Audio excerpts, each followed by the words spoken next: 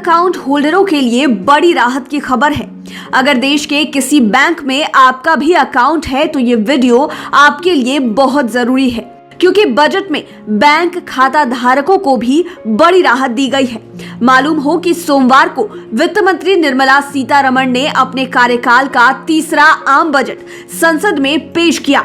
इस बजट में वित्त मंत्री ने बैंकों के डूबे कर्ज के प्रबंधन के लिए एक कंपनी बनाने का ऐलान किया है। साथ ही इस बैंक के खाता धारकों के लिए भी बड़ी घोषणा की है। वित्त मंत्री ने इंश्योरेंस की रकम को 1 लाख रुपए से बढ़ाकर 5 लाख रुपए कर दिया है।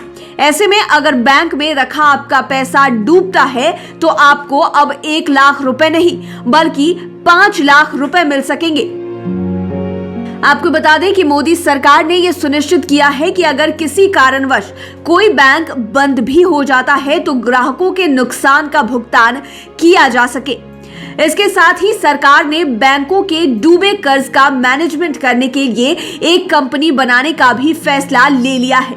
इस बजट में बैंकों के रिकैपिटलाइजेशन के लिए 20,000 करोड़ रुपए देने की घोषणा भी की गई है।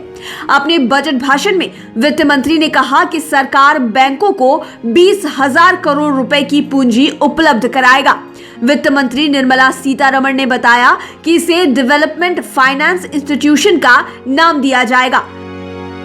उन्होंने कहा कि DICGC कानून 1961 में संशोधन इसी सत्र में पेश किया जाएगा।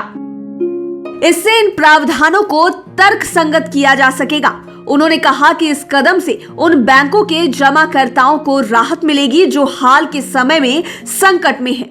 आपको बता दें कि DICGC भारतीय रिजर्व बैंक की पूर्ण स्वामित्व वाली अनुषंगी है।